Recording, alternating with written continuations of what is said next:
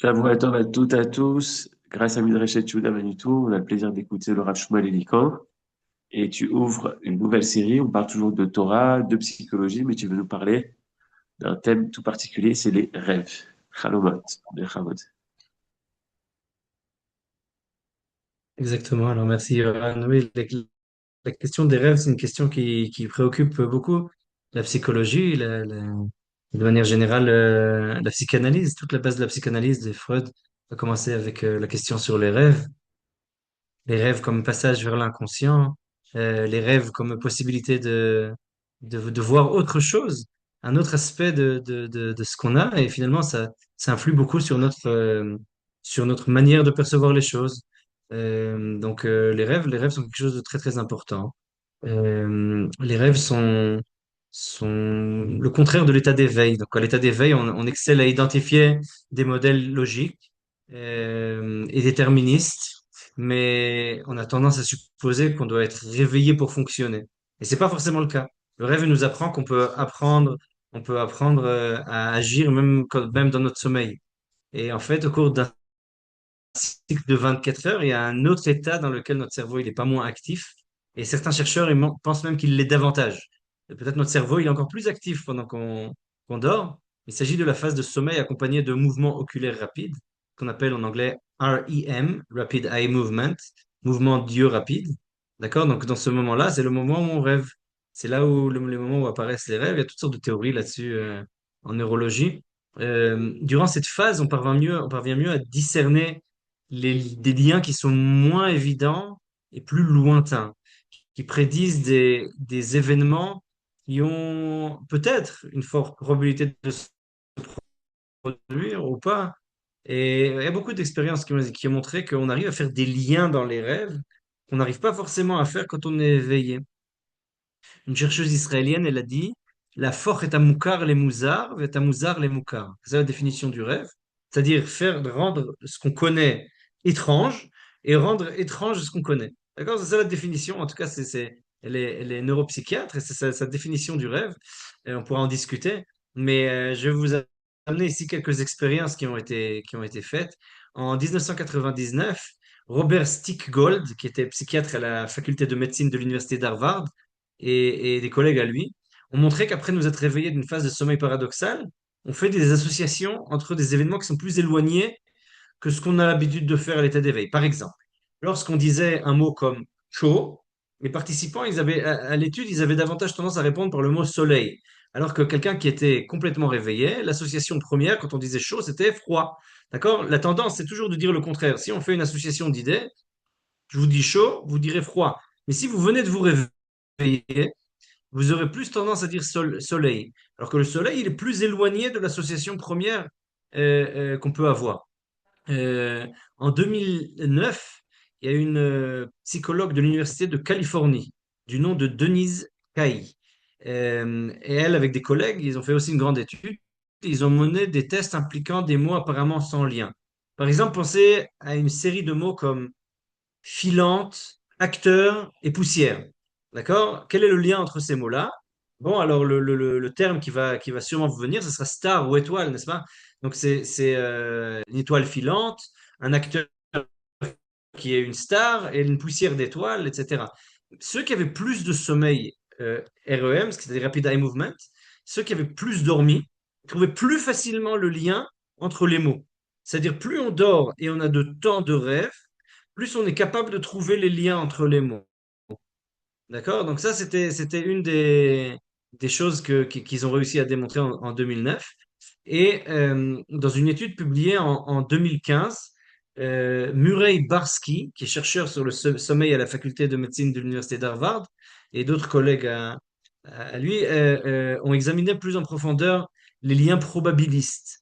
C'est-à-dire, ils ont demandé à leur sujet de prédire l'une des deux options, soleil ou pluie, sur la base de descriptions d'événements qui étaient liés. Et ils ont ensuite comparé les performances des participants qui avaient fait une sieste et atteint le sommeil paradoxal avec ceux qui étaient restés réveillés. Et ils ont découvert que les personnes qui avaient dormi et rêvé, elles obtenaient systématiquement des meilleurs résultats. En gros, plus vous rêvez, plus vous aurez des meilleurs résultats dans la capacité de lier des choses les unes avec les autres, de déduire des choses d'induire des choses, de faire des liens entre des choses, même des choses qui sont plus ou moins éloignées.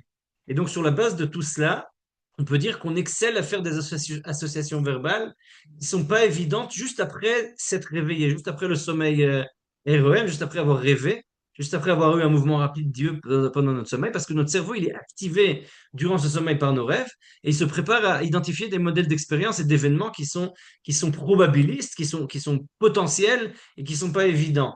Ça signifie que si quelqu'un il veut prédire si j'arriverai à tel endroit à un jour donné, il aura de meilleures chances d'y parvenir juste après avoir fait un rêve que s'il est réveillé. D'accord? Ça veut dire que quelqu'un qui vient de rêver, il a des meilleures prédictions, des meilleures intuitions, des meilleures capacités de concevoir les choses. OK? Jusque-là, ça, c'est la science moderne, neurologique, qu'on a développée ces dernières années. C'est-à-dire, c'est des recherches qui sont encore faites aujourd'hui, d'accord? Depuis le début des années 2000 jusqu'à aujourd'hui, c'est des recherches qui vont et qui prouvent ça. On a des meilleures capacités d'étude, des meilleures capacités de déduction, des meilleures capacités d'induction, juste après qu'on ait fait. Il se trouve dans le cortex préfrontal latéral, qui est situé juste derrière le front, des deux côtés de la tête. Ces régions, elles sont responsables de la déduction logique, de la planification, de la concentration sur les solutions les plus évidentes aux problèmes et aussi au jugement. Entre autres, le corps, la dernière partie du cerveau qui se développe jusqu'à l'âge de 25 ans environ. Le cortex préfrontal, il empêche l'esprit de vagabonder, si vous voulez. Maintenant, pour trouver des solutions à des problèmes difficiles qui nécessitent des liens qui sont pas évidents, qui sont éloignés, le vagabondage mental ou la pensée hors des sentiers battus, si vous voulez, ce qu'on appelle thinking out of the box, penser en dehors de la boîte, ça peut être exactement ce qu'il faut pour établir des connexions surprenantes. Or, quand est-ce qu'on va faire ça? On va faire ça pendant notre rêve. C'est ce qu'ont noté le psychologue Carlo Reverberi et ses collègues de l'université de Milan Bicocca dans un article qui a été publié en 2005.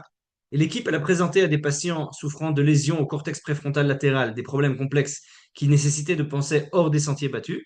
Et ils ont découvert que leur performance était supérieure à celle du groupe témoin, dont les membres, ils n'avaient aucune lésion.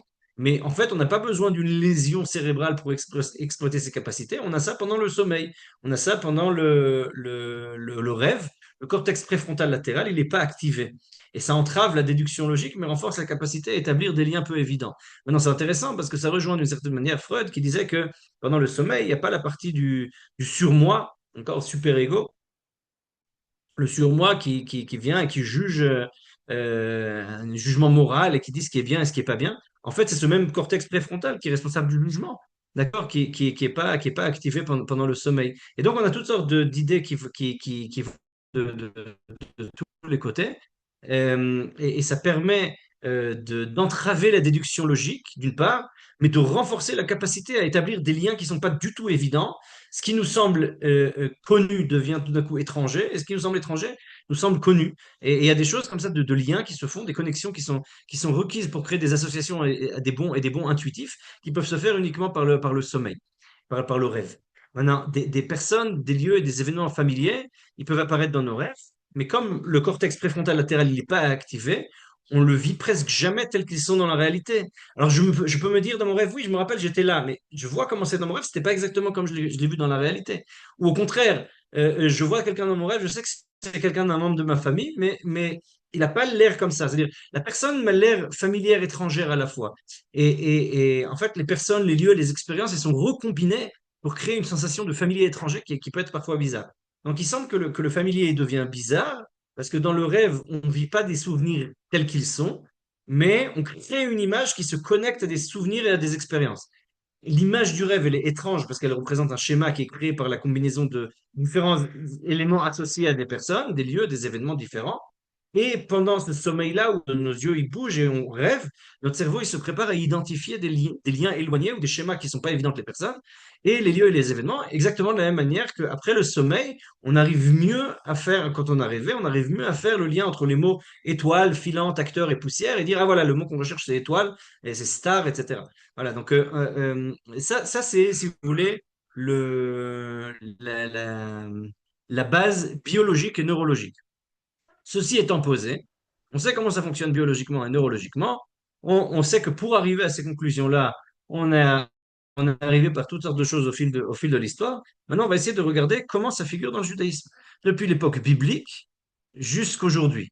Voilà, ça c'est le but de notre étude. Donc, on va essayer de passer depuis l'époque biblique jusqu'aujourd'hui, comment le rêve a été perçu. D'accord? Ça, c'est l'enjeu de notre étude. Euh, je vais vous faire d'abord une sorte de vol d'oiseau comme ça de la conception du rêve dans le judaïsme. Je vais vous présenter comme ça un tableau général et ensuite on va rentrer en détail et étudier les sources, si ça vous convient. Alors, le tableau général, la conception du rêve dans le judaïsme, elle a subi de nombreuses transformations et évolutions à travers les générations, depuis l'époque biblique jusque dans l'époque talmudique, jusqu'à nos jours, en passant par le Moyen-Âge, les Rishonim, les Acharonim, et notamment chez les maîtres du Moussard, dans la Chassidoute. Tout au long de l'histoire, l'attitude envers les rêves, elle a oscillé entre leur acceptation comme un message prophétique céleste et leur considération comme un phénomène psychologique, voire physiologique naturel. Et déjà chez nos sages, on va voir qu'il y a une classification en 6 sortes de rêves, si vous voulez. D'accord? Donc, on a des rêves qui sont des rêves prophétiques. On a des rêves qui sont des rêves euh, vrais qui viennent d'un Malach Hashem, on appelle ça, qui viennent comme un ange, si vous voulez. C'est une force qui agit sur le monde. On a des rêves qui sont décrits par nos sages comme provenant de la même manière qu'on a parlé de la maladie mentale, on avait parlé des shédim, n'est-ce pas? On a parlé des démons. Alors, on a aussi des rêves qui proviennent de démons dans la littérature talmudique. Et on a aussi des rêves qui figurent chez les commentateurs qui proviennent de la nature. Kochavim ou Mazalot, c'est-à-dire toutes sortes d'éléments qui agissent sur le monde, des éléments parfois astrologiques. Euh, Par exemple, on a Abarbanel dans Parashat Miketz, au nom du Ralbag dans le Milchamot Hashem, ou Mahamar Bet chapitre 6 et Mahamar Dalet chapitre 6, le Maharsha dans Chidush Agadot sur Maseret Brachot 55b, qui vont dans ce sens-là en disant l'astrologie influe sur la manière, c'est-à-dire si aujourd'hui la Lune est de telle manière et les événements naturels, la température, etc., agissent sur nos rêves. Il y a une quatrième vision des rêves où les rêves proviennent de ce que l'homme a pensé. En marine la dame et la libo. C'est-à-dire que la personne, elle va voir comme rêve ce qu'elle a vécu dans la journée, ce qu'elle a pensé. En fait, le rêve est une réflexion de ce que j'ai vécu. D'accord? Iruré libi. Ce que j'ai vécu dans mon cœur, ce que j'ai pensé, etc. Et il y a aussi un type de rêve qui est défini notamment par Rav Saadia Gaon, qui est un des premiers d'ailleurs à avoir écrit un livre entier d'interprétation des rêves. Il faut savoir ça, Rav Saadia Gaon a écrit un livre entier bien avant Jung, qui est assez jungien d'une certaine manière. On va y revenir par la suite. Et lui, il dit la chose suivante. Il dit, ça dépend de ce que vous avez mangé. En fait, ce que vous avez mangé va influencer sur ce à quoi vous allez rêver. Notre intellect, notre psyché, notre psychisme, il est lié à notre corps. Si vous voulez, notre intellect, c'est le software, c'est l'application, et le corps, c'est le hardware, c'est le matériau de l'ordinateur, si vous voulez. La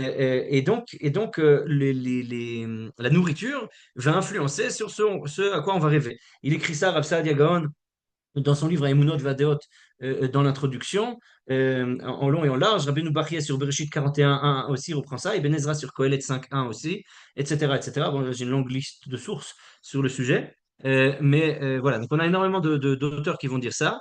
Aujourd'hui, on le sait aussi scientifiquement que c'est vrai. Si vous mangez de la fondue ou de la raclette tard le soir, vous avez plus de chances de faire des cauchemars. Pourquoi? C'est très simple. C'est lourd sur le corps. Votre corps géré, il va utiliser beaucoup d'énergie à la digestion. Et donc, ça va produire beaucoup de chaleur. Votre corps, quand il dort, il se refroidit. La température de notre corps, elle chute de 0,5 degré, voire 1 degré, parfois plus, pendant qu'on dort. Donc, le corps, quand on dort, il se refroidit. Et donc, en fait, le système digestif, quand il y a beaucoup de graisse, comme par exemple si vous avez mangé de la raclette ou de la fondue, il va falloir digérer. Donc, il va chauffer là-bas. Et donc, vous avez une partie de votre corps qui est chaude alors que le reste est froid. Et en fait, ça va envoyer des informations au cerveau, comme quoi il y a quelque chose qui ne va pas et que le corps n'arrive pas à se refroidir. Et généralement, ça va créer des cauchemars. Et donc, si vous voulez essayer, manger une bonne raclette le soir, vous verrez que il y a de fortes chances que vous fassiez des mauvais rêves. Ce que dit Rav Saadia Gaon. Rav Saadia Gaon dit ça déjà au 9e siècle, d'accord? Que ce qu'on va manger va influencer sur nos rêves. Donc, il y a un lien intrinsèque, psychosomatique, si vous voulez, entre la manière de ce qu'on vit et ce qu'on mange et les rêves qu'on a. Bon, alors ça, c'est, si vous voulez, la catégorisation des rêves qu'on a. À l'époque talmudique, on trouve une attitude qui est assez dualiste ou duel, on pourrait dire, par rapport aux rêves. On a une dimension divine, d'accord? Nos sages, ils disent dans Breshit Rabbah, c'est marqué Novlot Nevoa, Chalom, c'est-à-dire les restes de la prophétie. Après que la prophétie soit partie euh, de notre expérience existe, il reste de ça, c'est la prophétie, c'est le rêve. Et donc, le rêve, il est perçu comme un canal de communication divin, particulièrement après la fin de l'ère prophétique. Nos sages, ils disent d'ailleurs dans le traité de Brachot 55b, le rêve est un soixantième de la prophétie. D'accord? Donc, Echan Shishim Benevoa, c'est un soixantième de la prophétie, c'est le rêve. Il y a un autre aspect qui est l'aspect psychologique. D'un autre côté, nos sages y reconnaissent parfaitement l'aspect psychologique du rêve. Rabbi Yonatan, dans le Talmud, par exemple, il établit qu'on ne montre qu'à l'homme que les pensées de son cœur. Comme on l'a dit tout à l'heure, En marin adam elam irure libo. Ça signifie que le rêve, il reflète les pensées de la journée. Rava, il a illustré ça en disant qu'un homme ne rêvera jamais d'une image illogique à laquelle il n'a jamais pensé pendant la journée, comme un éléphant qui passe par le chat d'une aiguille. D'accord? Et pour pouvoir imaginer un éléphant qui passe par le chat d'une aiguille, il faut avoir pensé à cette image d'un éléphant, penser au chat d'une aiguille, penser que l'éléphant peut passer dans le chat d'une aiguille. L'éléphant, c'est grand, le chat d'une aiguille, c'est tout petit. Et donc, avoir pensé à ça, c'est ça qui va engendrer le rêve. J'avais une chavruta à la yeshiva qui me disait, est-ce que tu aimerais faire un rêve dans un rêve?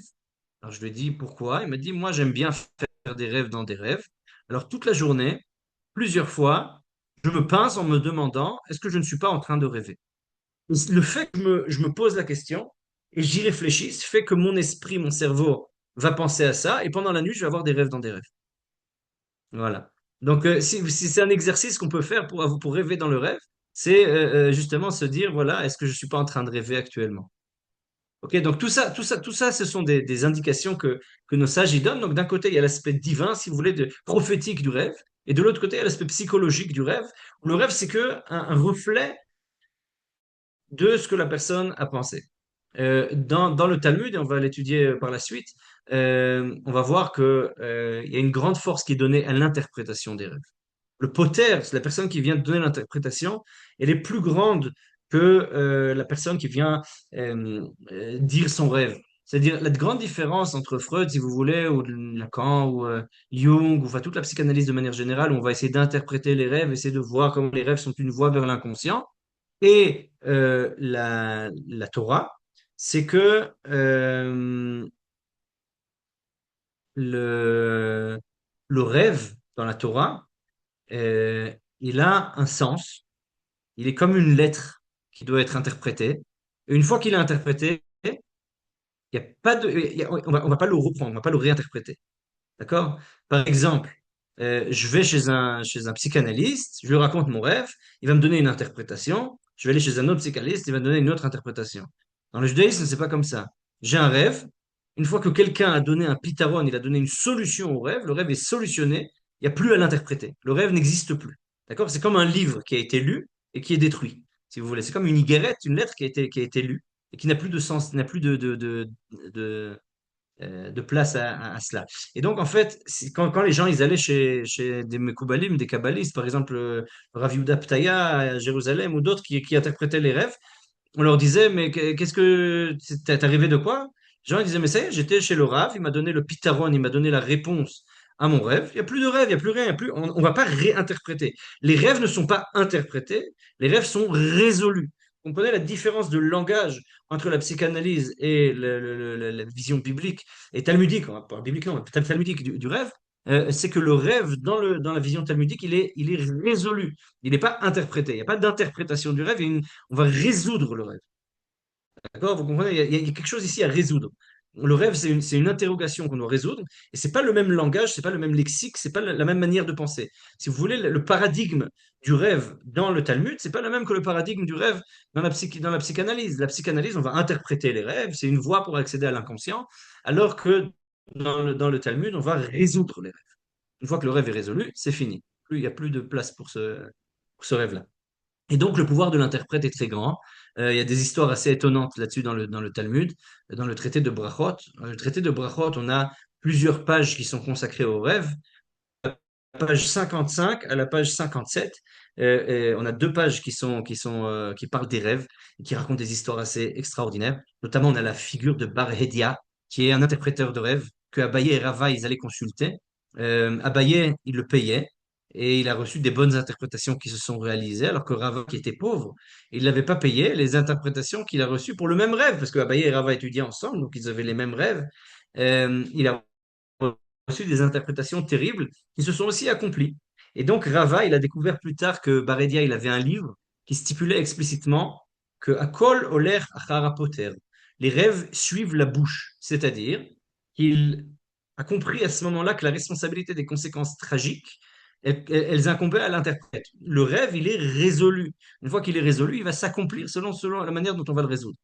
D'accord? C'est pour ça que on a eu Rav Saadia Gaon qui a écrit un livre de Tron Chalomot, c'est un des premiers, un livre de résout les rêves. Et avec lui, on a eu d'autres personnalités qui ont aussi écrit ça, notamment le Rav Shlomo Almoli, qui écrit un livre qui s'appelle Pitron Chalomot, en Mefacher Chalmin, en araméen. Euh, et il explique justement ce qui s'est passé. Bon, c'est très intéressant de voir comment le rêve a été perçu au fil des générations. Alors, j'ai ici un livre très intéressant d'un rave qui s'appelle le Rav Boaz Shalom, ça s'appelle Mishnat HaChalomot. D'accord, je ne sais pas si on le voit, Mishnat HaChalomot. Mishnat HaChalomot.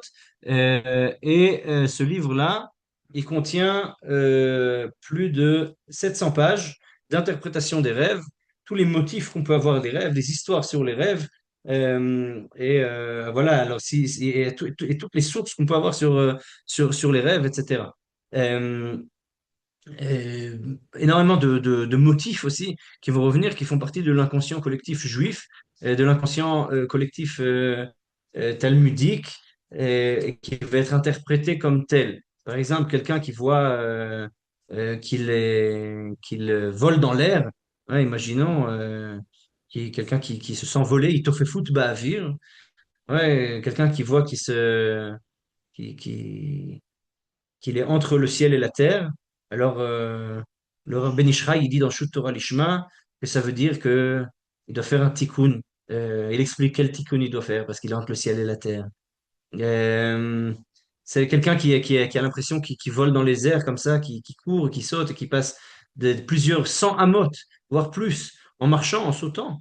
Alors, c'est Mina Shamaim, on lui montre qu'il a une force de paternité qui grandit en lui et il doit faire une kavanat de son tikkun là-bas, ce que dit le Ben Ishraï. Alors moi, je peux vous dire, j'ai lu ça, j'ai dit c'est étonnant parce que Bémet, j'ai eu ce rêve-là et 2 mois après, Bémet, on a eu un fils. Donc, on voit ici des éléments qui figurent dans l'inconscient collectif euh, qui figure de cette manière-là. Et finalement, on comprend qu'il y a des éléments qui sont là, qui dépendent de la manière culturelle de percevoir le rêve. Maintenant, il y a une question aussi halachique qui va se poser. Est-ce que le rêve, il a un sens halachique ou pas? Nos sages, ils disent dans le traité de Sanhedrin que le rêve, l'homme enlève et l'homme oride. Ça compte pas. Quelqu'un qui voit dans son rêve qu'il n'a pas fait le maaser, par exemple, ou quelque chose comme ça, on dit non, non, ça compte pas. Les paroles des rêves ne font ni monter ni descendre. Par exemple, quelqu'un qui voit en rêve où a été caché l'argent de la maaser chéni, il ne doit pas en tenir compte. Par contre, dans le traité de Nedarim, il est dit que quelqu'un qui est excommunié par le ciel dans son rêve, alors il doit quand même rassembler 10 personnes pour lever cette excommunication de la crainte du danger. Donc, il y a quand même un aspect où quand même on fait attention aux rêves, mais on ne statue pas la halakha à partir de là. À l'époque des Rishonim, au Moyen Âge, on observe une utilisation pratique des rêves pour la prise des décisions halachiques par des révélations spirituelles. Alors on a par exemple Rabbi Yaakov de Marvège en France. Je ne sais pas si vous avez entendu parler de lui, Il a écrit un responsable qui s'appelle Shut Min HaShamayim. Shut Min HaShamayim. Shut Min HaShamayim, c'est un livre très intéressant euh, qui est responsable du ciel. Il raconte qu'il s'isolait, il priait, il posait des questions à l'Afrique au ciel avant d'aller dormir. Et ensuite, il allait dormir. Et il tranchait selon les réponses qu'il avait reçues en rêve. Et donc, on a un livre entier de ces responsables qui est sorti aux éditions du Mossad Arav Kook, avec les notes du Rav Reuven Margaliot, où justement, il pose des questions en rêve. Alors, il dit là, il faut mettre les tefilines de Rashi ou de Rabbeinu Tam. C'est quoi la halakha? C'est quoi les vrais tefilines? Et alors, on lui dit en rêve, les deux sont bien. Bon, ok. Alors, il va poser encore d'autres questions, etc., etc. À chaque fois, il va poser des questions. Et il tranche selon ça. On a d'autres décisionnaires à cette époque-là qui se sont appuyés sur les rêves. L'auteur du Or-Zaroua, Rabbi Yitzhak de Vienne, qui a déterminé comment appelait le nom de Rabbi Akiva dans un acte de divorce, dans un guet, suite à un verset qui a été montré en rêve. On a le Rahavan, qui s'est appuyé sur un rêve pour des questions de cacheroute. Rabbi Moïse de Koussi, le Smag, qui a ajouté des commandements négatifs à son livre de préceptes suite à un ordre qu'il a reçu en songe, en rêve, etc., etc. Donc on a toutes sortes de rabbins au fil des générations, surtout au Moyen Âge, qui donnent un sens au rêve et qui vont trancher la halakha, voire définir des concepts selon ce qu'ils ont vu en rêve. D'accord? Donc c'est pas, alors, on a un concept qu'on ne tranche pas selon les rêves. On a dit que Chalomot lom alim velom moridim. Halachiquement, ça n'a pas de sens. Mais finalement, on voit que quand même, au fil des générations, les gens ont quand même tranché et ont défini des choses à partir des rêves. Euh, les décisionnaires de cette époque, ils ont tenté de résoudre la contradiction talmudique concernant la validité légale des rêves. Alors, on a le Tashbetz Katan, par exemple, disciple du Maharam de Rothenburg, qui fait des distinctions entre différentes sortes de rêves. Le Rav, les premiers rabbins en Algérie, le Tashbetz, qui dit, lui, fait une distinction entre les lois monétaires, où le doute il n'emporte pas sur la certitude, donc on ne se fie pas aux rêves. Et les lois liées aux interdictions, aux dangers, comme l'excommunication, on est plus rigoureux. Il dit Khamira Sakantami Soura, il dit le Tashbetz, et il dit le Rav Durand, et donc par conséquent, on va prendre les rêves en compte. Parallèlement, il y a une pensée philosophique et scientifique qui s'est développée autour du rêve, notamment chez le Ralbag, Rabbi Levi Ben Gershon, Gersonide, qui expliquer des phénomènes oniriques par des causes physiologiques. On va voir ça, Bezrat Hashem, par la suite, en disant par exemple que les sensations corporelles du dormeur, comme le froid, le chaud, la chaleur, la douleur, ils façonnent les images qu'on va voir dans notre rêve. Maintenant, à l'époque des Acharonim et du Chassidisme, il y a un rejet de la halakha onirique, si vous voulez, face à la profondeur mystique. D'accord? On a à l'époque des Acharonim, on a des grands maîtres comme le Noda Biyuda, le Rav Yecheskel Landa, on a le Khatam Sofer, qui s'opposent de manière vigoureuse à utiliser les rêves dans la halakha. Le Noda Biyuda, il dit on n'a jamais entendu qu'on prouve une loi à partir des rêves, car les rêves parlent en vain. Le Khatam Sofer aussi, il s'oppose à cette pratique en expliquant que l'Oba Shamaimi, la Torah, n'est pas dans les cieux, et en avertissant que si on commençait à trancher selon les rêves, la Torah s'évaporerait. Itadea Torah, c'est comme ça qu'il écrit. Les Chassidim, en revanche, eux, ils ont donné aux rêves une profondeur mystique et psychologique. Selon les enseignements du Baal Shem Tov, Rabbi Israël Baal Shem Tov, pendant le sommeil, l'âme, elle se libère des contraintes du corps matériel et l'homme, il rencontre sa véritable identité et sa propre spiritualité. Et c'est le moment où il peut se lier au divin sans artifice. Et en fait, les rêves d'une personne, elles sont influencées par son humeur et par ses pensées pures ou alors des pensées par Shavot Zarot de la journée. C'est pourquoi les tzadikim, les justes, ils ont le privilège de faire des rêves élevés, dépourvus de déchets, si vous voulez, qui sont imaginaires, de l'imagination, et qui est proportionnel à leur attachement à Dieu. Avec l'ère moderne et la montée du rationalisme et la scala, alors l'attitude envers les rêves elle a considérablement changé. Alors que les générations anciennes, elles avaient tendance à croire profondément la signification des rêves et les prenaient très au sérieux. Les générations plus récentes, influencées par les conceptions rationalistes et philosophiques, elles ont commencé à les minimiser en attribuant principalement à des causes naturelles et aux pensées de la journée. Donc, on a cité tout à l'heure Rabbi Shlomo Almoli, l'auteur du Mefacher Chalmin, interprète des rêves. Lui, il écrit, par exemple, au début de son livre, que la perte de la sagesse de l'interprétation des rêves, elle a entraîné un désintérêt pour ceux qui regardent les rêves dans les dernières générations.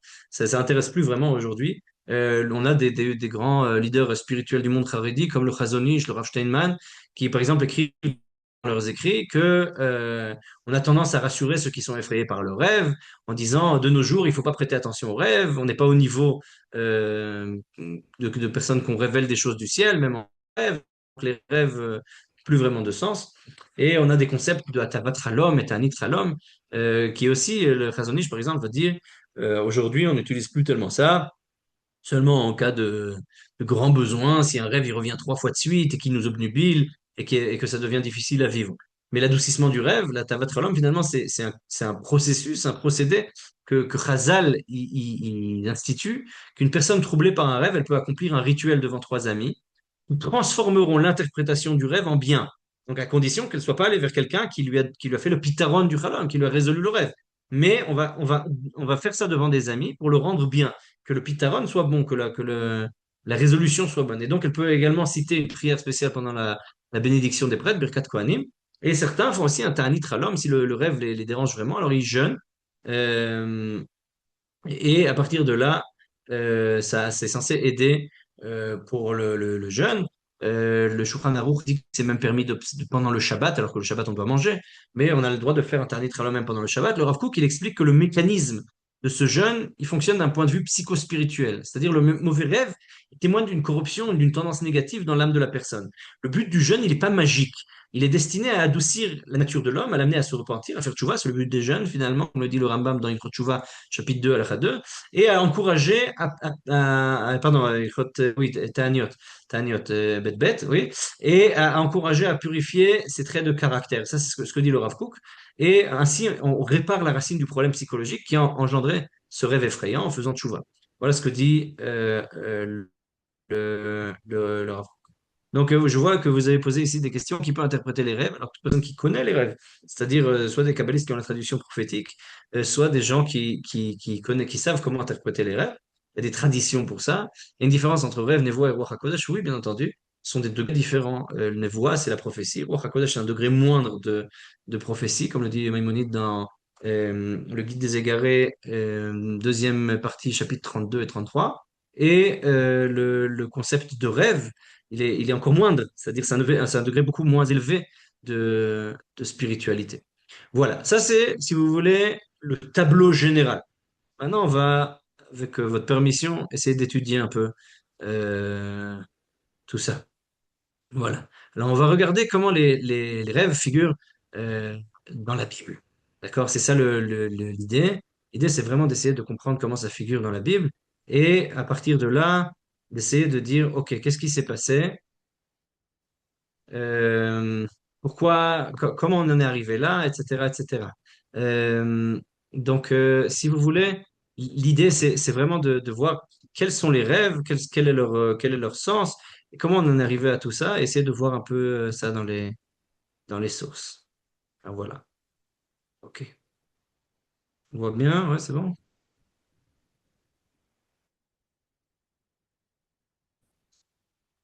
C'est en hébreu. Et voilà. Donc, je lis ici, Sefer Bereshit, Mouchoupa de Bereshit, il est empli de rêves. D'accord? On a le rêve de Avimelech, le rêve de Yaakov, 2 fois lorsqu'il va sortir d'Eretz Israël et qu'il va revenir en Eretz Israël. On a le rêve de Lavan, on a les rêves de Yosef, 2 fois. On a les rêves du Sarah Mashkim et Sarah Ophim, et le double rêve de Pharaon. Dans les livres de Shemot et Vaïkra, on n'a pas du tout de rêve.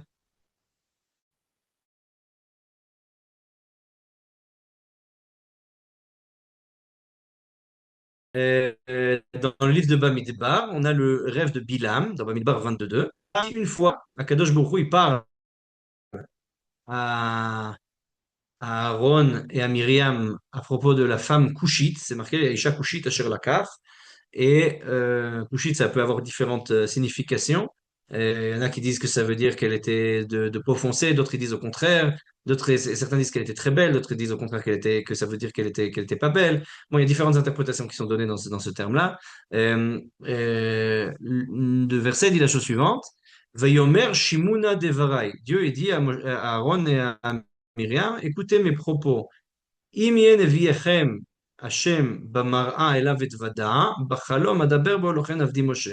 C'est-à-dire, Akadosh Baruch Hu, il dit à Aaron et à Myriam, la manière par laquelle je vais communiquer avec vous, c'est par le halom, c'est par le rêve, d'accord?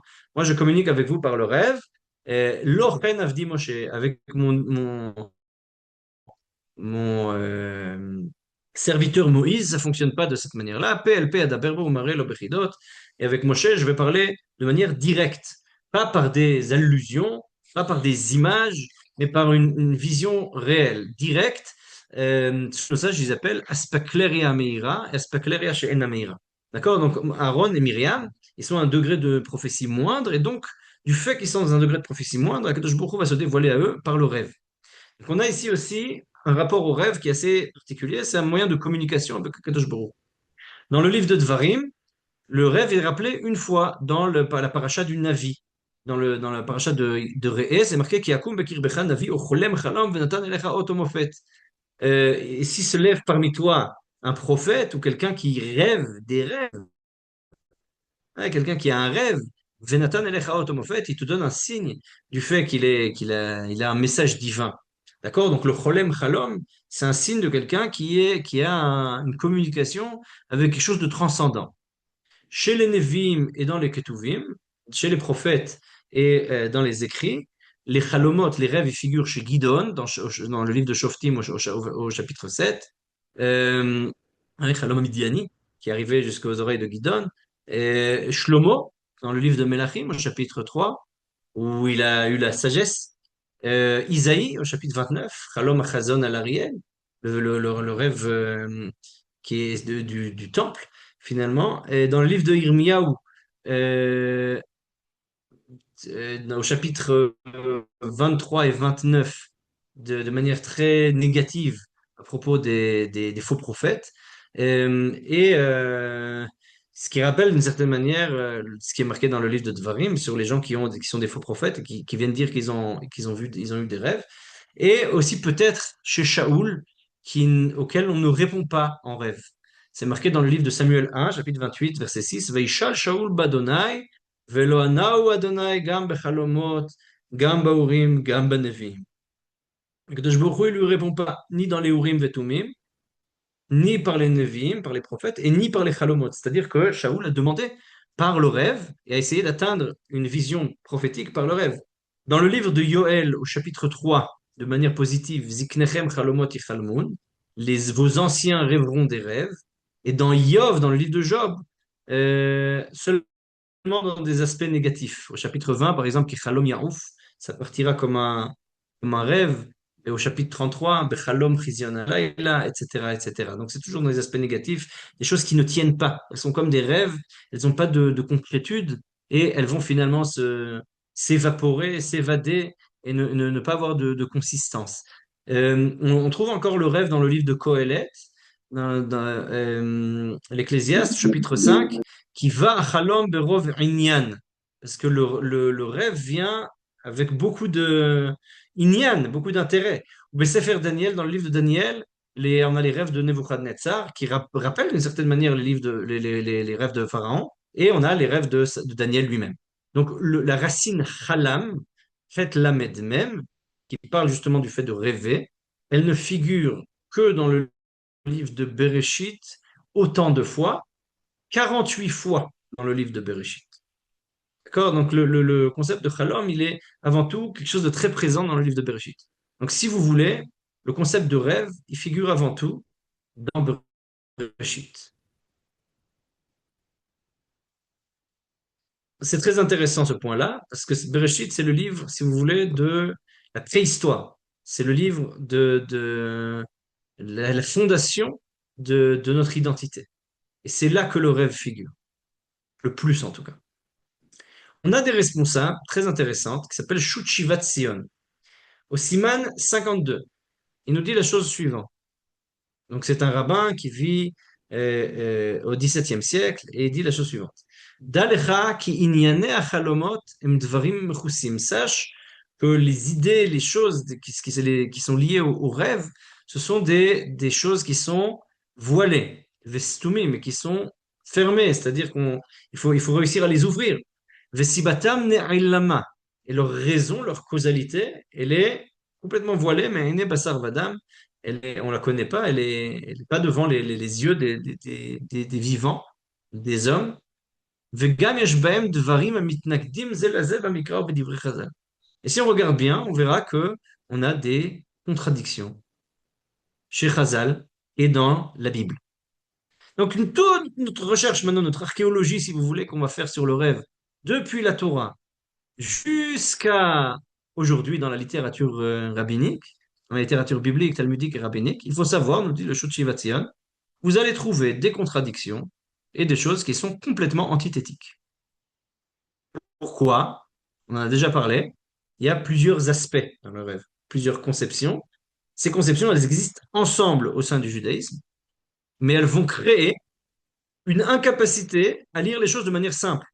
Si je lis tous les livres dans le Tanakh, tous les rêves dans le Tanakh, pardon, je vais regarder tous les rêves dans le Tanakh, je ne vais pas pouvoir dégager de principes simples de ce qu'est le rêve. C'est très compliqué. Pareil quand je vais faire ça chez Chazal, et pareil quand je vais faire ça chez les Rishonim et les Acharonim. Il faut savoir qu'on a des idées différentes sur les rêves, des perceptions différentes, des conceptions différentes, des principes différents sur sur ces choses-là. Le Rashba, Rabbi Shlomo ben Aderet, d'accord, donc un sage du XIIIe siècle, disciple du Ramban de Nachmanide, qui vivait en Espagne, à Saragosse, et donc au XIIIe siècle, il dit la chose suivante, il dit Yesh bekol advarim à Barcelone, il dit d'abord Barcelone, ensuite Saragosse, Yesh bekol advarim haelu shel pitron chalomot. Il y a dans toutes ces choses-là de la résolution des rêves. On a dit que les rêves dans le judaïsme, ils se résolvaient, il y a une résolution qui est faite. Zgulot odvarim ne'ilamim. Lo nitba'aru lanu ata sibatam. Ils ont des vertus ou des choses qui sont voilées, qu'on ne comprend pas, une causalité qu'on ne comprend pas. Et il dit, le Rashba, il faut beaucoup d'humilité face aux rêves, parce qu'on ne comprend pas d'où ça vient et quelle est leur raison. Donc vous avez ici deux grands maîtres, un au début de l'époque moderne, l'autre au Moyen Âge, qui nous disent la chose suivante. Je ne sais pas comment interpréter et comprendre les rêves, comment nos sages ont compris ces choses-là. C'est très compliqué. Alors regardons ce qu'il dit dans le Midrash. Un Midrash extraordinaire. Un Midrash qui est assez tardif finalement. C'est un Midrash sur Teilim, c'est un Midrash Eretz israélien. Shochar Tov sur Teilim. Ici c'est l'édition de Buber. Sur le verset, sur le psaume 11. Il dit la chose suivante. Aneshama doma kemin chagav bal knafay. L'âme ressemble à une sorte de criquet, de sauterelle qui a des ailes. D'accord? Je ne sais pas si c'est première métaphore que vous auriez utilisée pour parler de l'âme, mais c'est très intéressant. Le Midrash dit notre âme ressemble à une sauterelle. Une sauterelle qui a des ailes. D'accord? Veshalshelet kshura beraglo. Et elle a une chaîne qui l'attache à son pied. Vetluya bechut ashidra. Et cette chaîne-là, elle est liée à la colonne vertébrale. וכשאדם ישן, יוצא נשמתו ומשוטטת בעולם. Et lorsque l'homme dort, alors ce petit criquet, cette âme, elle peut enfin se libérer de sa chaîne qui la tient à la colonne vertébrale et elle peut se promener dans le monde. Mais elle est libérée et משותתת בעולם, elle peut vagabonder dans le monde. והן הן החלומות שאדם רואה. Et ce sont les rêves que l'homme voit. ולפיכך כשאדם ישן, קוראים לו כמה פעמים ואין עונה. כשנוגע בו מיד עונה. On peut appeler quelqu'un pendant qu'il dort, surtout pendant qu'il rêve, et la personne ne va pas entendre qu'elle est dans son rêve. Et si on la touche, alors à ce moment-là, sa neshama, elle va revenir dans son corps et elle va automatiquement se réveiller. C'est-à-dire que pour réveiller quelqu'un, il faut mieux la toucher, la personne, plutôt que de lui parler. Parce que quand on rêve, on peut nous parler, ça va figurer dans notre rêve. On connaît aussi des gens qui parlent pendant leur sommeil, etc. Donc on peut parler, on peut avoir une discussion avec quelqu'un alors que la personne n'est pas du tout elle n'est pas présente, elle est en train de rêver ou elle est en train d'être dans son sommeil. Et quand on touche la personne, alors il y a quelque chose qui va la réveiller. Ce midrash, il est assez particulier. Qu'est-ce qu'il dit finalement? Il dit que le rêve provient d'un détachement de la neshama, de la partie spirituelle de l'homme, qui va s'élever dans des mondes spirituels. Et cette partie spirituelle, Elle est kemin chagav baal knafaim. C'est une sorte de sauterelle qui a des ailes. Ouais, c'est assez étonnant. Euh, donc ici, on a la source de l'information que on va avoir pendant notre rêve. Alors, c'est très, très, très intéressant cette manière de percevoir le rêve. Ouais, qu'est-ce qui fait qu'on en est là? Euh, pourquoi notre âme, elle est définie comme une sauterelle qui vient se sortir et qui est attachée par son pied à la colonne vertébrale. C'est très, très intéressant cette manière de, de penser les choses. Et ça réveille beaucoup de réflexion sur la chose. Et, dit le Rav Shamshon Raphaël Hirsch dans son commentaire sur Parashat Vayera. Bachalom, kvar itbonannu beshorosh. On a déjà réfléchi sur cette source-là, sur cette racine-là, le mot chalom. Donc, c'est les lettres Fet, Lamed, Mem. Hakarov le shorashim, Ailem, Helem, Veilem. D'accord? Donc, ils sont liés il dit la racine Het Lamed Mem, c'est-à-dire rêver, l'onirisme. D'accord? Chelem, chalam, lachlom, rêver. C'est une racine qui est très proche en hébreu de le chet, le ain, le he et le aleph sont des lettres qui sont assez proches, finalement, dit le Rav Shamshon Raphaël Hirsch. Et dit ailem, c'est la chose voilée, comme olam, d'accord? Comme un elem, la chose qu'on ne voit pas, qui est voilée. Elem, c'est le chat.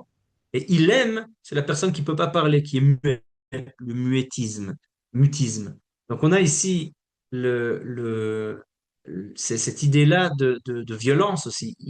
Alimut, ça vient aussi de LM. Et donc, il dit, le Rav Shamshon Raphaël Hirsch, c'est quoi le lien commun entre tous ces termes-là? Amorim al-mashou kashur, kavul, mekupal ou mekuvatz bilti mefutach. Ces termes-là viennent parler d'une chose qui est liée, qui est kavoul, qui est tenue en otage, qui est mekoupal, qui est retournée sur elle-même, qui est pliée, ouais, qui est accrochée et qui est mekouvat, qui est rétractée sur soi-même. Bilti mefutar, qui n'est pas développée. Vous vous rappelez du midrash qu'on a vu? C'est une petite sauterelle avec des ailes qui est accrochée par son pied à la colonne vertébrale. Il dit c'est ça les termes qui sont à la source de Halam. Et de là vient, dit le Rav Shamshon Raphaël Hirsch, les mots Talmud ve Halam, du terme de Achlama. Talmud, c'est Chelmon, d'accord? C'est si dans l'œuf, vous avez le Chelbon et le Chelmon, vous avez le jaune de l'œuf et le blanc de l'œuf. Ici, le Chelmon, c'est le jaune de l'œuf. Donc on a ici ce jaune de l'œuf qui vient justement de cette même racine-là. C'est là où l'embryon du petit poussin devrait se développer, mais qui ne s'est pas encore développé. C'est exactement aussi le terme de Achlama. Nous dit le Rav Shimshon Raphaël Hirsch, quand quelqu'un il va être soigné, c'est qu'actuellement il est recroquevillé sur lui-même, il y a quelque chose qui n'est pas développé, il y a quelque chose qui est accroché, qui est plié sur soi, quelque chose qui ne va pas. Il faut ouvrir, et quand ça va se développer, alors c'est la Achlama, c'est la guérison. Vekvar pitachnu al pizet amusag chalom. Et on a expliqué selon ça, on a développé selon ça le concept de rêve. Fishu mitbate bishmo hanitan lo bilshonenu. Comme il s'exprime dans son terme, dans son mot, dans son étymologie, telle qu'elle figure en hébreu. Are ze matzav hametoar beYov. C'est ça ce qui est décrit dans le livre de Job. Bechalom chizion laila binfol tardema al anashim, bitnumot alay mishkav, az yigale ozen anashim, vimsara michatem, Asir Adam Maaseh, Gever Chasseh. Il dit c'est ça finalement ce qui figure dans le livre de Job. Ouais, finalement, qu'est-ce qu'on lit dans le livre de Yov? On lit des choses très, très intéressantes. Ce que dit le Rav Shamshon Raphaël Hirsch, c'est que la personne, elle va s'endormir. Euh, et c'est l'indication de quelque chose de lié, enchaîné, plié, contracté, non développé. Ça, c'est là que vient le jaune d'œuf, la guérison. Nous dit Job, dans un songe, dans une vision nocturne, quand un sommeil profond tombe sur les hommes et quand ils sont endormis sur leur couche, alors il ouvre l'oreille des hommes et scelle instructions qu'il leur donne pour détourner l'homme de son œuvre et le préserver de l'orgueil. Qu'est-ce qui est ici enchaîné? Dit le Rav Shamshon Raphaël Hirsch, c'est le libre arbitre. Le libre arbitre, il est enchaîné. Le corps et l'esprit, ils agissent selon d'autres lois. D'accord? C'est ça qui est ici en cause. Donc pendant le rêve, il dit Aratson achofshi kavul, guf veruach poalim al pi chukim acherim. כשם שבחלמון הזה מקופלים בערבוביה ובהיעדר דמות כל אותם הנבטים של האורגניזם העתיד להיווצר, כלום שעדיין חסרה בו הנפש, אותו ניצוץ של עצמאות חיה הופך את הנבטים כולם לדמות אחת, מפריד ביניהם ושליט עליהם. כך בחלום חסר השכל הפעיל של הנשמה, מחשבות ודמיונות הרוגים ואחוזים אלו באלו מתקשרים על פי קשרי אסוציאציה מקריים, מפני שהשכל האנושי מודע, איננו מחזיק ברסן המחשבות. כל חלום אינו אלא חלמות. נסיגה, נסיגת הפסושה, אל מצב שבה עובר. במצב זה לא האדם הוא החושב ומדמה, אלא המחשבות והדמיונות פועלים באדם בתוך נפשו. באותו מצב יש והקדוש ברוך הוא אומר את דברו לאדם, יגלה אוזן אנשים ומסרה מחתם, בחלום השלוח מת השם, השם הוא השכל הפעיל. Que nous dit ici le Rav Shamshon Raphaël Hirsch? Il dit, le libre arbitre, il est enchaîné, le corps et l'esprit, ils agissent selon d'autres lois. Tout comme ce jaune d'œuf, où sont pliés et saisis dans la confusion et l'absence de forme tous les germes de l'organisme qui va naître, parce qu'il lui manque encore l'âme, il lui manque l'étincelle, le poussin, il ne peut pas grandir dans le jaune de l'œuf. Il lui manque quelque chose, une indépendance vivante, qui va transformer tous ces germes en une seule forme. Pour l'instant, dans le jaune d'œuf, il y a plein de cellules différentes. Il faut que tout s'organise en un seul corps. Il manque l'âme, une seule forme qui va séparer et dominer toutes ces formes-là. Alors, dans le rêve, c'est pareil, dit le Rav Shamshon Raphaël Hirsch, l'intellect actif de l'âme, il fait défaut. On a dit que la partie du lobe frontal, elle ne fonctionne pas. Donc les pensées, les imaginations sont tissées et entremêlées, et on va penser et imaginer en même temps, se connectant selon des associations qui sont fortuites, parce que l'intellect humain, il est conscient, et il tient plus les rênes des pensées. Et tout rêve une régression de la psyché à l'état fœtal. D'accord? C'est ça qu'il dit ici. Le rêve, c'est un jaune d'œuf. C'est une régression du psyché à l'état fœtal. Dans cet état, c'est pas l'homme qui pense et imagine, mais les pensées et les images, elles agissent en l'homme à l'intérieur de son âme. Dans ce même état, il arrive que Dieu adresse sa parole à l'homme et lui dit, il ouvre l'oreille des hommes, comme on le lit dans le livre de Yov. Dans ce rêve envoyé par Akadosh Baruch Hu, c'est Akadosh Baruch Hu qui devient l'intellect actif. C'est-à-dire c'est Akadosh Baruch Hu qui vient remplacer notre lobe frontal. Dit le Rav Shamshon Raphaël Hirsch, comment ça fonctionne le rêve dans la Bible? Comment dans tout le Tanakh on peut comprendre tous ces rêves-là? Comment d'un côté, Yov il nous dit que le rêve c'est des choses qui n'ont pas de sens. De l'autre côté, on a nos sages qui nous disent que le rêve c'est un soixantième de la prophétie et c'est des restes de la prophétie. On a Aaron et Myriam qui vont recevoir un message d'Akadosh Baruch Hu qui leur dit mais avec vous je parle en rêve, mais avec Moshe je parle directement. Mais ma rêve Qu'est-ce que ça veut dire ce rêve-là? Et pourquoi nos sages ils comparent ça à une sauterelle qui va s'envoler et qui est accrochée par son pied à la colonne vertébrale? Dit le Rav Shamshon Raphaël Hirsch, tout ça, ça a un seul sens. Le rêve, c'est on enlève notre capacité de jugement et l'intellect actif qui va agir dans notre rêve, c'est Akadosh Baruch Hu. Et de ce fait-là, finalement, notre rêve, c'est de l'imaginaire avec du réel qui est mélangé.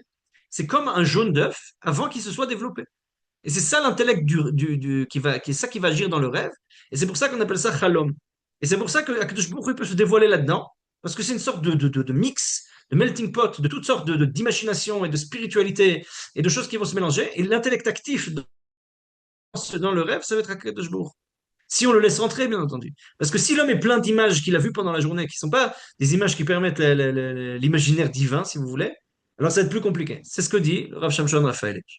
Alors il va essayer d'interpréter comme ça le texte biblique et il va dire voilà, c'est pas pour rien que dans notre préhistoire, dans l'histoire des Havot, dans l'histoire de Bereshit, on va avoir les rêves qui vont avoir une place si importante.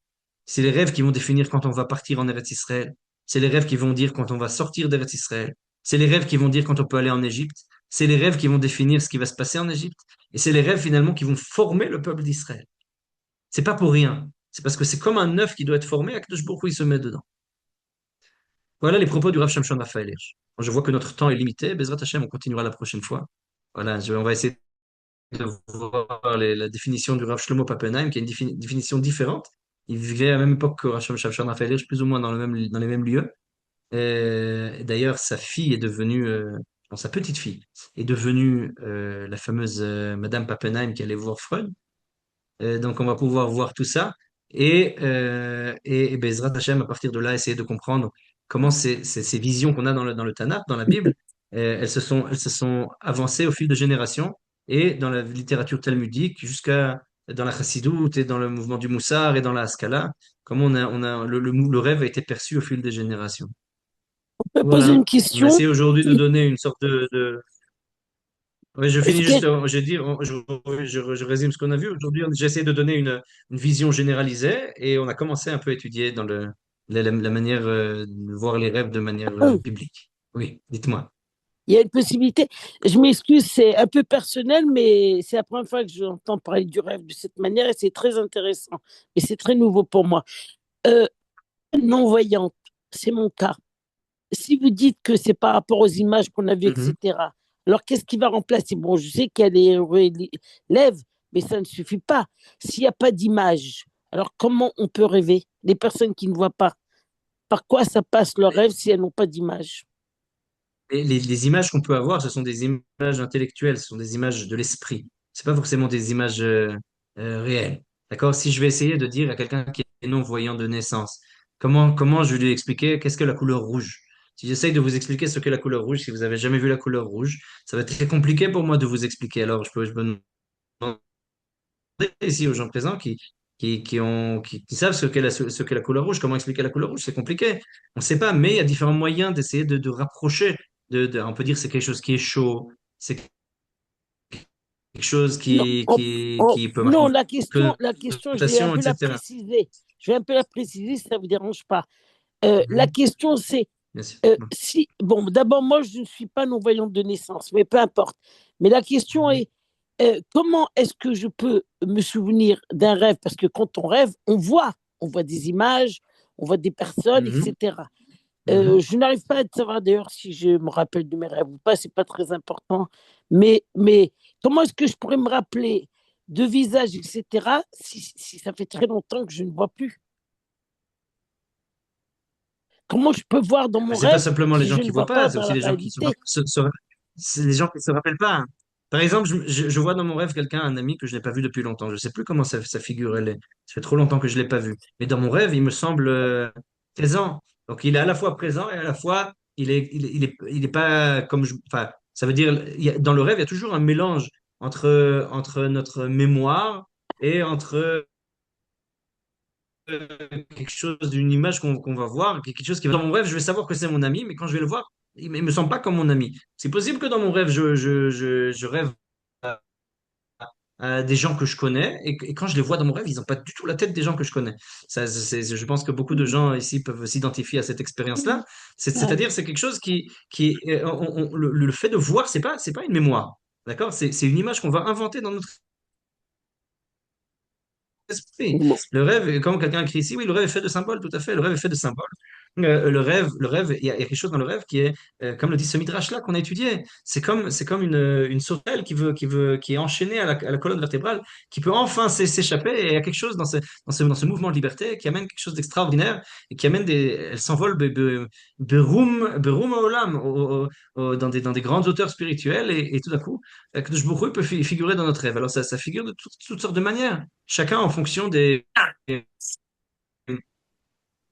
symboles qu'il a, en fonction même chez les Nevi'im, c'était comme ça. Les Nevi'im, à partir du moment où Akadosh Baruch Hu se dévoile par le rêve, alors on a par exemple le prophète Jérémie qui dit Makel Shaked Ani Roé, je vois un bâton d'amandier. Qu'est-ce que L'amande. ça veut dire? Sir Nafouach Ani Roé, je vois d'amande, oui, je vois un seau qui est gonflé, qui est gonflé.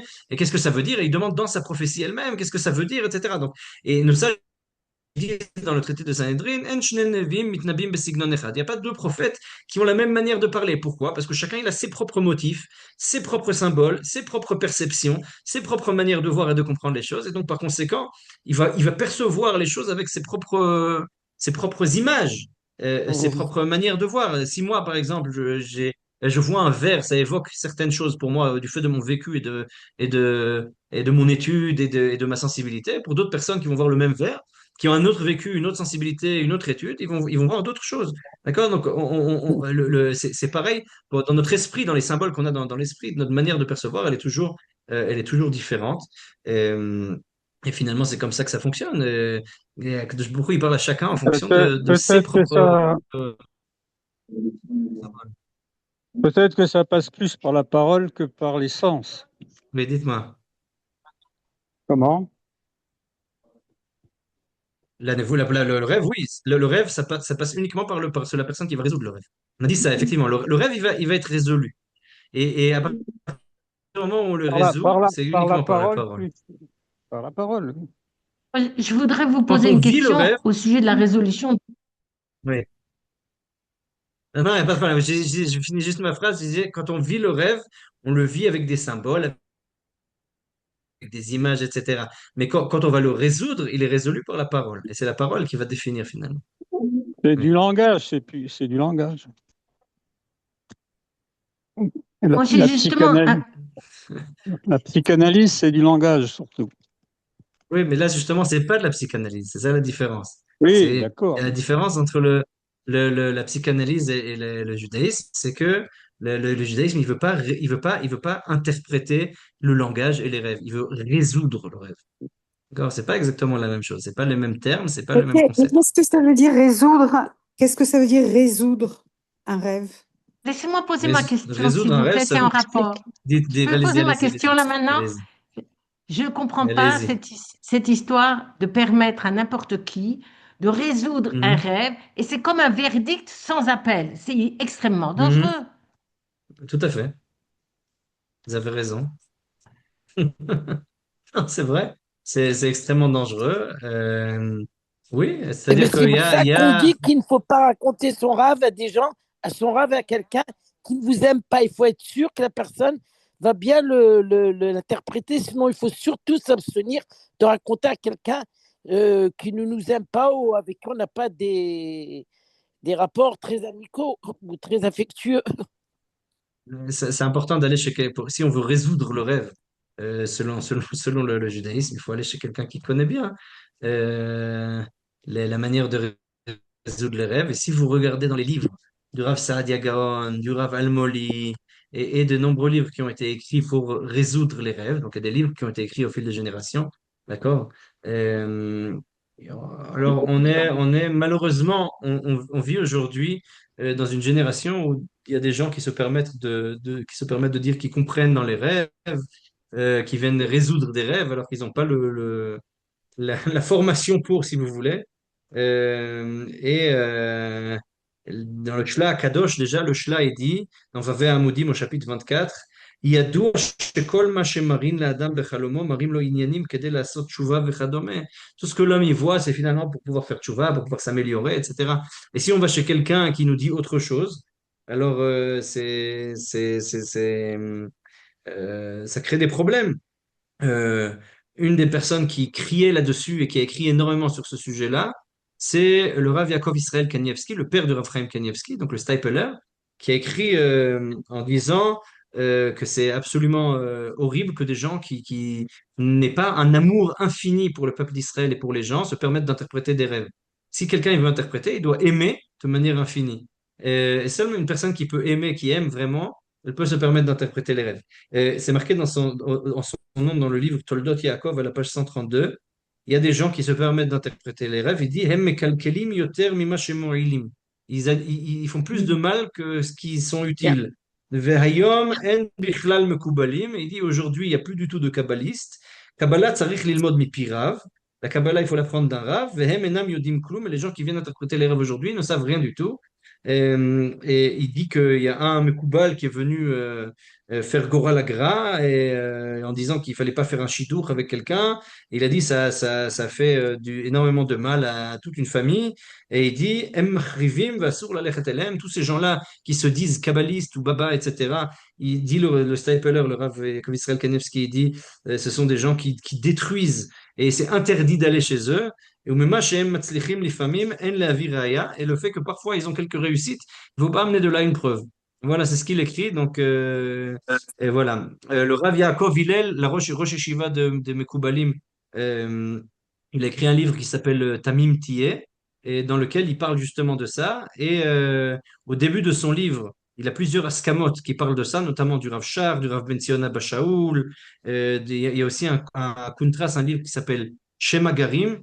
Et au chapitre 2, alinéa 5, il ramène au nom de nombreux rabbins au fil des générations, notamment du Rav Wosner, de Rav Mordechai Gross, etc., etc., etc., de nombreux décisionnaires, même dans le monde Haredi aujourd'hui et de manière générale, comme quoi c'est absolument interdit d'aller chez des gens qui viennent, qui se prennent pour des Talmidei Chachamim et des Tzadikim et qui viennent résoudre des rêves alors qu'ils n'ont absolument pas la formation pour ça et qu'il y a seulement deux, trois personnes dans le monde qui savent faire ça et aujourd'hui on ne sait plus le faire. Et la seule manière de le faire aujourd'hui, c'est par Atavat Halom, c'est-à-dire en trouvant trois personnes qui vont nous rendre le rêve positif. Et même ça, le Chazon Ish, comme on l'a dit aujourd'hui dans le cours, il disait que ça n'existe plus aujourd'hui, que de toute façon, il fallait plus faire attention aux rêves et que les rêves n'ont plus de sens aujourd'hui. On n'est plus au degré spirituel dans lequel les rêves ont un sens quelconque.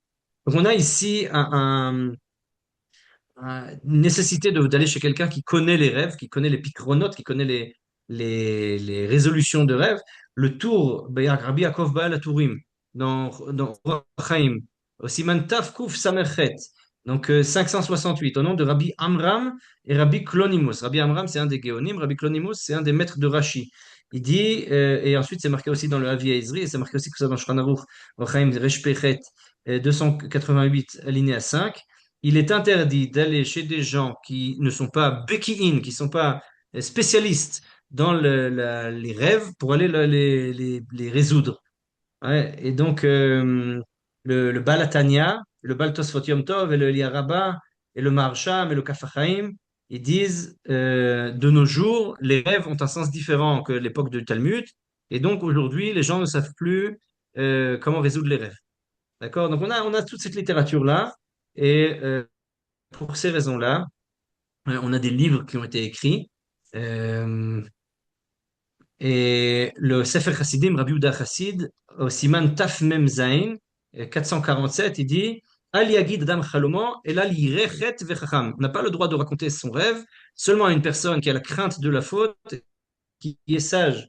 Et dans le livre Nishmat Chaim d'un des grands maîtres d'Amsterdam, euh, le Rav Menachem Ben Israël, il écrit là-bas au Mamar 3, chapitre 5, il écrit la chose suivante Vekvar orta lanu Torah shetzarir sheyeh lepotrei hachalomot ezer ruach nevui. Pour être sûr que quelqu'un il soit un bon quelqu'un qui sache résoudre les rêves, il faut qu'il ait une sorte de ruach nevoui, il faut qu'il ait un peu de ruach hakodesh, il faut qu'il ait quelque chose de l'ordre de Ish asher ruach elokim bo, il écrit, il faut que ce soit quelqu'un qui a une inspiration divine. Et il dit aujourd'hui, on ne connaît pas de telle personne, et donc par conséquent, ça n'existe plus. Est-ce que Voilà. vous êtes, Je pourrais vous est-ce que amener vous encore avez, beaucoup de nombreuses sources sur le sujet, mais est-ce que vous avez entendu oui, parler de dites-moi. Trufat Halom, Ou Fat Khalom? un Non, médicament, je connais pas ce mot. Trufat. Bon, Non. alors on avait ça à Tunis.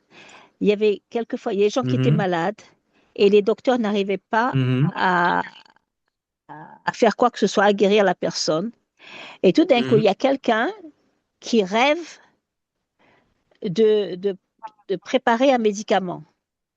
Alors, la mhm. personne se rappelle après, prépare le médicament, mais dans le rêve, on lui dit que si tu dévoiles les ingrédients que tu as utilisés, ça ne marchera pas. Mhm. Et c'est arrivé que des personnes fassent ce médicament et que ça aide la personne. Vous Intéressant. n'avez pas entendu parler de ça? Non, mais c'est très intéressant. Je vais regarder pour le sujet. Merci. Mais dans ce que vous dites, il y a d'une part, s'il y a des livres écrits sur les rêves, ça veut dire qu'il y a Mhm. une interprétation qui est collective. Et donc, Plus ou moins. plus ou Plus ou moins. moins, et donc, Elle varie selon les époques et les lieux. voilà, donc c'est pas individuel. C'est pas individuel en réalité, ce Non, que vous pas du êtes en tout. train de dire. C'est pas individuel. Mais j'espère en parler au prochain cours si Dieu veut. de comment on interprète les rêves, comment les symboles sont arrivés, comment on est arrivé à ces kuntras de Halomot, à ces livres d'explication des Halomot. Donc, on a plusieurs rabbins qui s'occupent de ça. Rav Saadia Gaon, qui était un grand rationaliste devant l'Éternel, il a écrit un livre sur l'interprétation des rêves. On a un livre qui s'appelle Achalom Vepitrono, du Rav de Itztakan. On a le livre du Rav Almoli. On a de nombreux grands maîtres d'Israël, le Pitron Chalomot, et de nombreux, le Rashba, le Shut Min HaShamayim, etc., etc. On a de nombreux, le Sifrei Zuta, et on a de nombreux livres finalement qui viennent interpréter les rêves. Euh, donc voilà, la question c'est le Siman Taf Samer Daled, par exemple, du Shut Torah Lishma du Ben Ishraï. Il s'occupe uniquement de la question de comment interpréter les rêves, par exemple, hein, voilà. Et donc, on a énormément de littérature où des gens vont essayer de dire, OK, et on va voir que ça a changé au fil des générations. Mais Afsad ça Gaon, il va devient un psaque. s'apercevoir, pardon? Ça devient un psaque, c'est-à-dire l'interprétation, en réalité, elle devient un psaque, puisque c'est selon la parole. Oui et C'est non, parce que Rav Saadia selon la Gaon va dire une douce. chose, Rav Saadia Gaon va dire une chose, le Pitron Chalomot va dire, le Pesher Chalmin va dire autre chose, le Rav Almoli, et le Ben Ishraï va dire une troisième chose. Sur le même élément. Et on va avoir trois interprétations différentes. Et donc, en fonction du rabbin auprès duquel on va se tourner, on va voir l'interprétation. C'est-à-dire, je peux voir un cheval en rêve, d'accord? Dans le Talmud, c'est une chose. Chez le Ben Ishraï, c'est autre chose. Chez le Rav Saadia Gaon, c'est une troisième chose. Oui, mais par rapport aux psychanalystes dont vous parliez, c'est donc la personne extérieure qui fait l'interprétation, alors que dans une psychanalyse, c'est selon l'association de pensée de la personne qui a rêvé et non pas Exactement, du tout à fait. psychanalyste. Exactement. Voilà. Exactement, tout à fait. Ouais. Il y a quelque chose d'autonomique versus quelque chose d'hétéronomique. Et Et ici, dans la manière de résoudre les rêves, elle est hétéronomique, elle n'est pas autonome. voilà. On va pas chercher la loi intérieure de l'homme. On va dire il y a une loi culturelle du peuple d'Israël, de la prophétie et des restes de la prophétie. Quand c'est un vrai rêve, on va devoir en parler la prochaine fois, parce qu'il faut savoir si c'est un vrai rêve ou pas un vrai rêve, d'accord? Peut-être que c'est un faux rêve. Mhm. Peut-être que c'est un rêve qui vient d'un démon, peut-être que c'est un rêve qui vient du fait qu'on a mangé certaines choses, qu'on a pensé à certaines choses pendant la journée. Dans quel cas, on va pas interpréter le rêve. On va dire, OK, ça vaut rien. D'accord? Donc, Donc j'espère qu'on va pouvoir voir ça la prochaine fois. les Le- psychanalystes la- ne doivent plus interpréter d'après ce cours. Ils n'ont pas le si, droit d'interpréter. non, non, un psychanalyste, il fait son travail de psychanalyste et le rabbin fait son travail de rabbin. C'est pas le même travail, c'est tout. Voilà. Ce Mhm. qu'on apprend ici, c'est que la vision du rêve dans le judaïsme, elle est différente de la vision freudienne du rêve ou jungienne du rêve ou lacanienne du rêve. Donc on a ici quelque chose qui est complètement différent, si vous voulez. Le rêve, c'est quelque chose qui est une lettre à ouvrir, à interpréter, à résoudre. Une fois qu'elle est résolue, c'est fini. Elle est résolue selon quelque chose d'objectif, d'hétéronomique, qui est fixé selon une culture et un lieu particulier. תודה רבה. Merci à vous. תודה רבה. יישר כוח. Arrêtez l'enregistrement. Merci beaucoup. Merci à vous.